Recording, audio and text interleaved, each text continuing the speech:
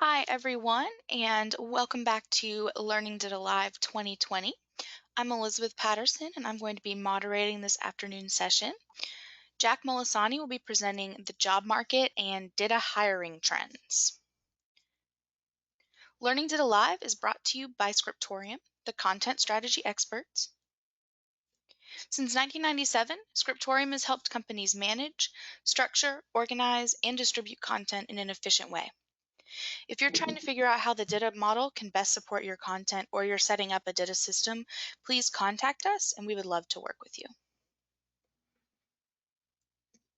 LearningData.com and Learning Data Live would not be possible without the help from our sponsors, so thank you. Attendees are going to be muted during this webcast, but we still want your input during the session. So if at any time you have any questions, if you would type those into the chat module, there's an option to send a question. Jack will address those questions at the end of the session.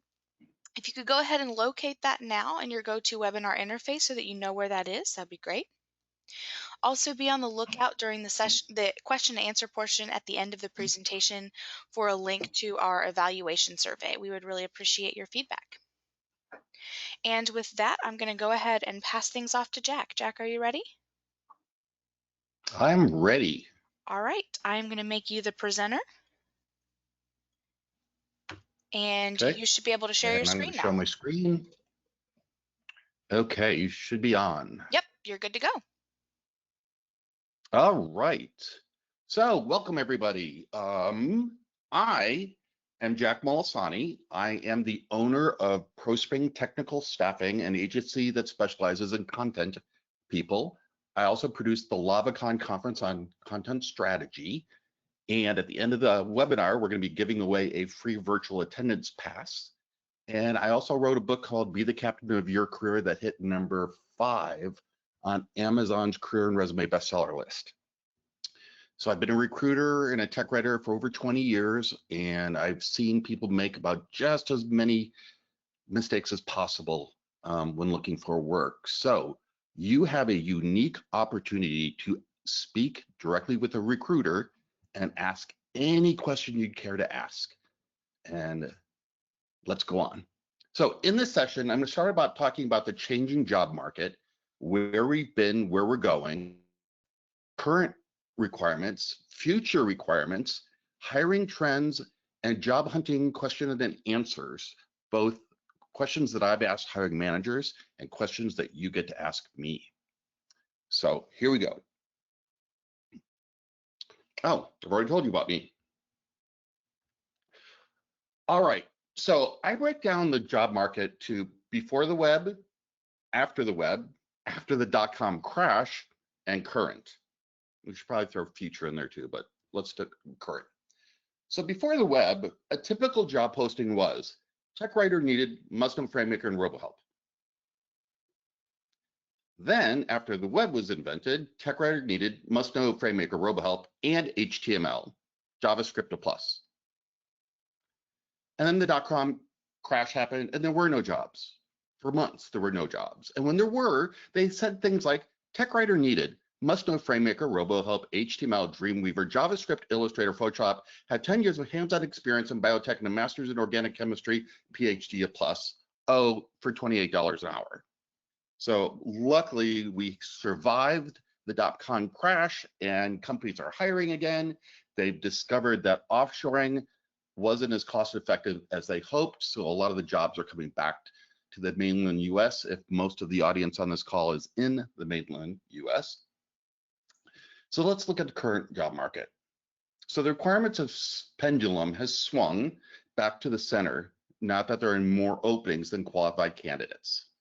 However, this is offset by the ever-increasing number of publishing technologies, XML, content management systems, DITA, as we are here. I also see that companies are looking for domain knowledge. And what I mean by that is if it's a network company, they want you to have a background in networking or computer science. If it's a biotech, a degree in biology. So you can understand about what you're writing, all right? Now, we'll talk a little bit about the DITA CMS later in the presentation. So I did a survey back in 2006 on what companies were looking for in tech writing job postings. I repeated it in 2020, and let's look at some of the numbers. Career Builder had 474 tech writing jobs in 2006, 672 now. That surprised me a little bit because everyone, quote unquote, in air quotes, says how all the tech writing jobs are going away. They're not. DICE threw me a little bit because they had 800 down to 237, but Monster showed the same kind of trend, almost doubling or over doubling. I'm going to guess that the reason DICE, which specializes in technology jobs, is that what used to be called tech writer is being called multiple things now. For example, if you're writing the text that goes into like a user interface, that is now micro content or user interface design or customer experience design, where 20 years ago, all we had were tech writers. So I'm guessing that number reflects the changing titles because they could be technical. I didn't search for technical communicator. I didn't search for information architect, information engineer, anything else you could be called. It would have been too unmanageable. So just take this statistics with a grain of salt.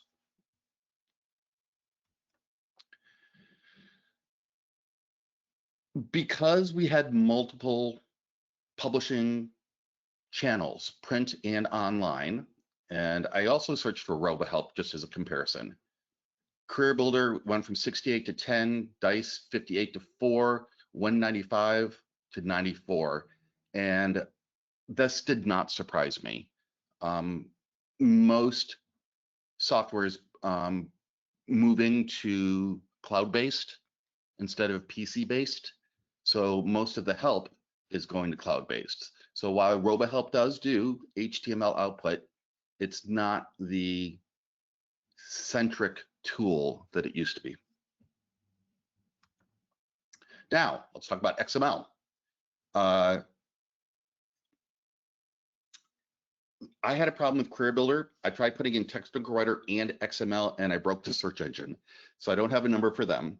On DICE, it went from 104 down to 14, and Monster 118 to 224, which is complete opposite, and I have no way of explaining that. A possible explanation is that in the old days, XML was new and you had to hand write it in Notepad, kidding a little. And now the authoring tools do that on the back end. So if someone wants somebody with experience in DITA, they're not going to say DITA and XML, they're just going to say DITA or structured authoring.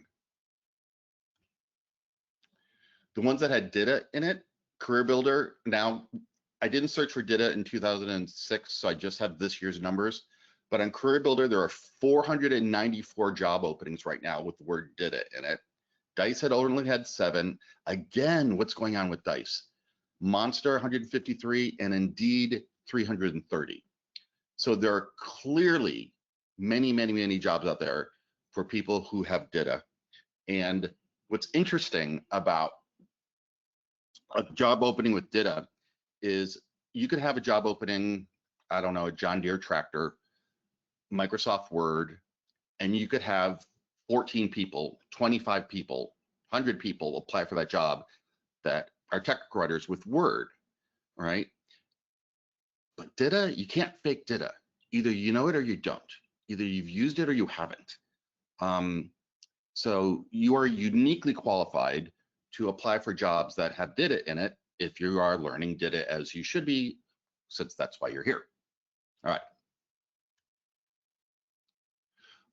So that was all the hard numbers I had on searching for DITA. In this next phase, I did a survey of documentation managers on what they were looking for in tech writers. And are they going to be hiring? What are they going to be hiring? And what do they think the future is going to hold? Let's look at some of those answers. Does your company publish documentation online? 99% said yes. No surprise there. In what formats? A lot of people are still publishing the Acrobat, HTML, WinHelp, JavaHelp, and other. What tools would you want the writer to know if you're hiring? Real quick, the biggest answers are Acrobat, Dreamweaver, HTML. 47% want you to be able to edit, hand code HTML. And I know that on my website, if something's broke, I just go in behind the scenes and fix the HTML. So DITA was at 22%. This was several years ago. If you'll, in the next screen, we're going to see that's actually going to be higher. What tools will writers need in the future? 58% XML, 40% DITA, 22% CMS. So you are definitely in good standing for what you're going to need in the future. Do you plan on hiring someone to create documentation in the next 6 months? 50% said yes, 43 said no, and a couple of maybes. The type of openings, half contract, half perm. Oh, and these are the 2006 and no, that's the percentage numbers, but just half and half. People ask me a lot about portfolios and writing samples. So I asked the managers, how do you prefer to see samples? 50% or 70% said by the web. They were able to answer multiple times. On a candidate's laptop, off a CD, off a USB key, printed, and other. Okay, so the bottom line here, to stay marketable, and since more and more companies are going structured, there are other formats than DITA, but DITA is definitely the predominant one. So keep your resume current and learn DITA. All right, that was my very fast presentation on the future of DITA. Now we get to ask questions, and once we get through the questions, you guys get to go early. Go play in the snow if it's snowing where you are. Okay, so if you guys have questions, if you would drop them into the questions module now so that we can get those answered for you.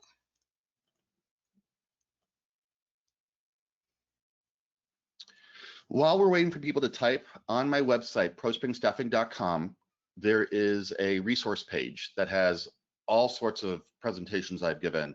The top 10 mistakes writers make when looking for work, resume secrets that might surprise you, how to increase your career using personal branding.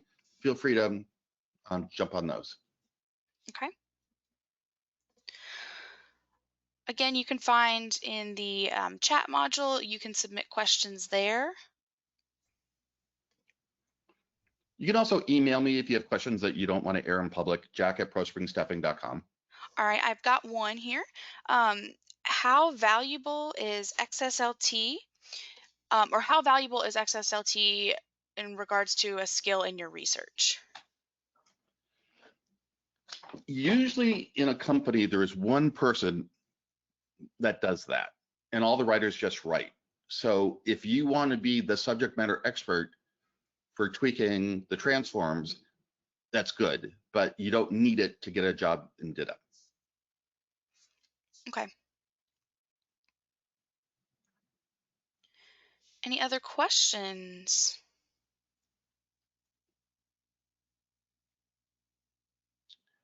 Well, While I I'm said at waiting the end for, of the sorry, go ahead. oh, go ahead. Well, while we're waiting for a few more questions, if you do have any additional ones that do come up, of course, you can email Jack. His email is on the screen here. You can also email experts@learningdita.com, and we'll drop that into the chat module for you. We're also going to drop a survey for session evaluation in the chat module, so you can share that. And I see quite a few questions coming in now. One question: why is Acrobat Pro so important? It's ubiquitous. It's everywhere. Everybody creates PDFs.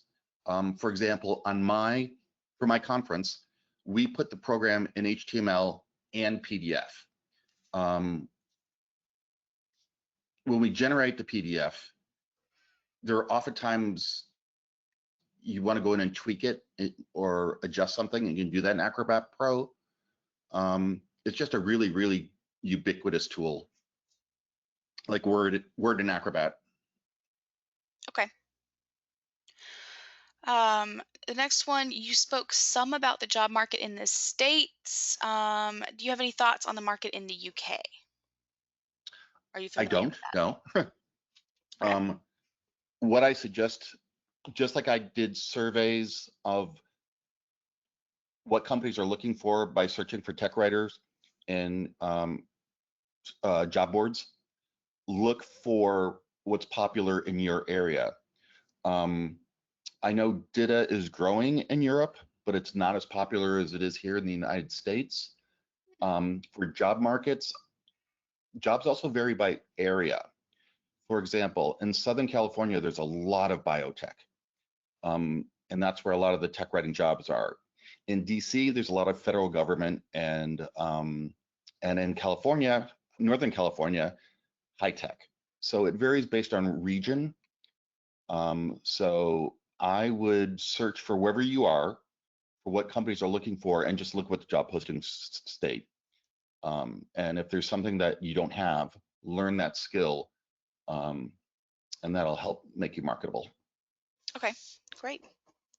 Also, how important are some of the skills like visual editing, like Photoshop, do you think? I've been using Paint Shop Pro that I haven't upgraded in 20 years. About the only thing most tech writers use programs like that for is screen capture, and there are better tools than Photoshop for that. So, Okay. and Photoshop I find really hard to use and learn. So, yeah, as long as you can do a screen capture and copy, cut and paste it into a document using something like Snagit or Paint Shop Pro or even Paint, you'll be fine. Okay, great. What are some industries that are posting DITA jobs that are relatively new to using DITA?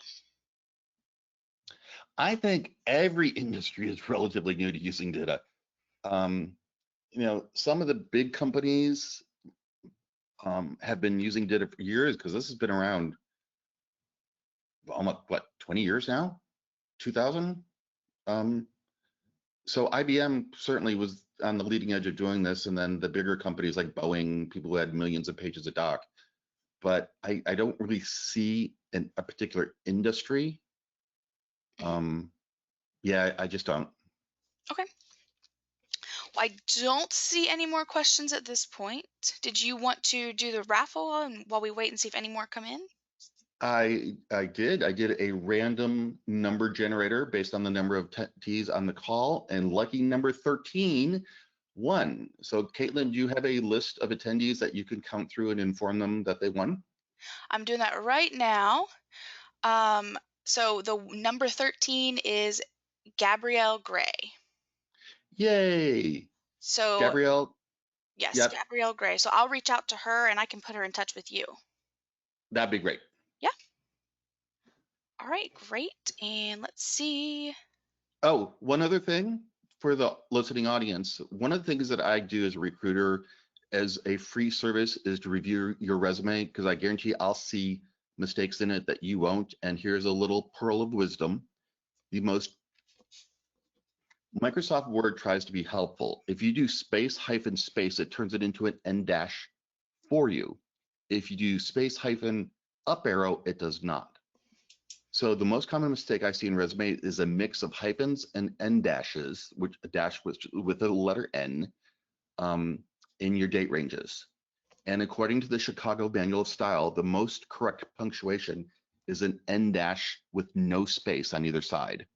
So 2005 to 2010 with an en dash. Okay. So if anybody wants to send me a resume, I'll keep it on file. By the way, I have a content strategy. I have 3 content strategy contracts. If anybody in the call is a content strategist, reach out to me. And otherwise, you are free to send me your resume and I'll keep on file for openings as they come in. All right, and I did just have a couple more questions come in. Okay, good. Another question, can you elaborate a little bit more on contract versus permanent?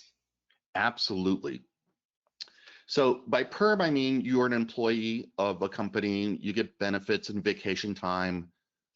We used to say perm, and that's almost a misnomer because there's no such thing as a permanent job anymore. So we don't like using captive employee because that is a negative connotation as well. By contract, it'll mean a company will say, hey, I need a writer to come in for 3 months. And you bill hourly for as long as you are there, and then you go away. There are three ways of being a contractor. One, you become a temporary employee of an agency like mine, or of a company if they hire you directly as a temp. You can go 1099, which means they don't give you payroll. You have to pay your own taxes. In California, though, they just passed a law that makes it really hard for people to work as 1099 contractors anymore. And the other way to do it is you start your own company and bill your services on a corp to corp basis.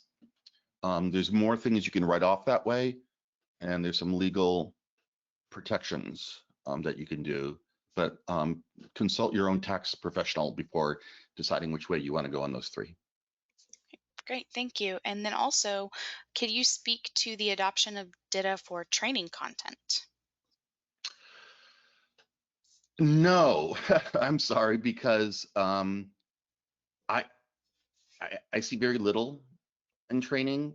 Um, uh, there a lot of trainings are moving what's called learning management systems, Hmm. which is a kind of like a content management system. I don't know what the back end of those learning management systems are. Um, Also, trainers and instructional designers, I would say, aren't as advanced as tech writers are as far as structured authoring. That said, I do see a trend towards sharing content across what we call silos, like a grain silo on a farm, where marketing has their content, training has their content, tech writers have their content, tech support has their content, and it's moving towards sharing that content across the enterprise. So although I don't see a lot of people using DITA now, I do see it in the future. Okay, great. Here's I think this is a good question. This person says that they have a lot of past work which they can't publicize due to customer content and NDAs. What is the best way to get around this when asked to show a portfolio of your work? Excellent question. There's several ways to get around that. One is to find something that's not NDA, even if it's just the table of contents or something. The next thing you can do is go to an organization that you volunteer in and say, hey, let me write your policies and procedures. Let me write an instructional guide for you. All I ask is that I be able to put it in my portfolio. The third thing you can do, and especially if you're doing stuff like learning DITA, where you're not doing it on the job, well, learn it and then go to someone and say, hey, let me do your policy and procedure. Just let me do it in DITA so I can use it in my portfolio. So that way you can actually say you did it for someone. The fourth thing I tell people is, say you want to learn something like FrameMaker, and you buy a used copy, make sure you get the CD so it's not a bootleg copy, and the user manual, and learn how to do something like conditional text where you can put a variable in. And then if you are a member of a group like the Society for Technical Communication or a technical writing meetup or content strategy meetup near you, post an announcement going, hey, if anybody wants to learn how to do conditional text and FrameMaker, meet me at Starbucks with your laptop on Saturday, and you teach it to them. So then when you go on your interview and they ask you, do you know how to do structured conditional text and FrameMaker, you can swing your hair back and go, no conditional text, I can teach conditional text. So those are ways you can get stuff for your portfolio. Okay, great. I think that was a great response, and that was also a good question. I don't see any more questions at this point. If you do have any that come up, again, you are more than welcome to reach out to Jack or experts at learningdata.com. We are happy to help you out there. So I believe this concludes our session. Congratulations to Gabrielle Gray again, and thank you so much, Jack, for presenting at Learning Data Uh, Live. you're welcome. I'm going to add one more thing. Yeah. This has nothing to do with DITA, but it does have a lot to do with landing a job. The second most common mistake I see people do is applying for jobs via a company's website. Companies have applicant tracking systems, and really, they get so many resumes that are not qualified that they use the applicant tracking system to weed you out, not bring you in. So I tell people, don't apply for the job via our website or email your resume to resumes@blackholenevertobeheardfromagain.com. If you want a job at, say, John Deere Tractor, go on LinkedIn, find somebody who works at John Deere Tractor. Even better if you already know them or know somebody who knows them, and reach out to them and say, hey, I see there's an opening in your department. If I send you my resume, can you pass it along? That does a couple things. One, that person might get a finder's fee for finding you. You get a personal introduction to the hiring manager. And worst case scenario, they say, sure, but go ahead and apply for the job via the website and I'll keep an eye out open for your application. So even though you're in the system, somebody's looking for you. So use personal introductions to apply for your next job. Just don't apply via website. That is great That's all. advice. Thank you. Okay, you're welcome. If anybody has questions, email me, send me your resume. Be happy to talk with you later. Yes, absolutely. Thank you so much. And thank you all for attending Learning Data Live 2020. This concludes this session and also concludes Learning Data Live for this year. So thank you so much for joining us. Be sure to follow us on at Learning Data and at Scriptorium on Twitter for updates on our next events. And thank you again.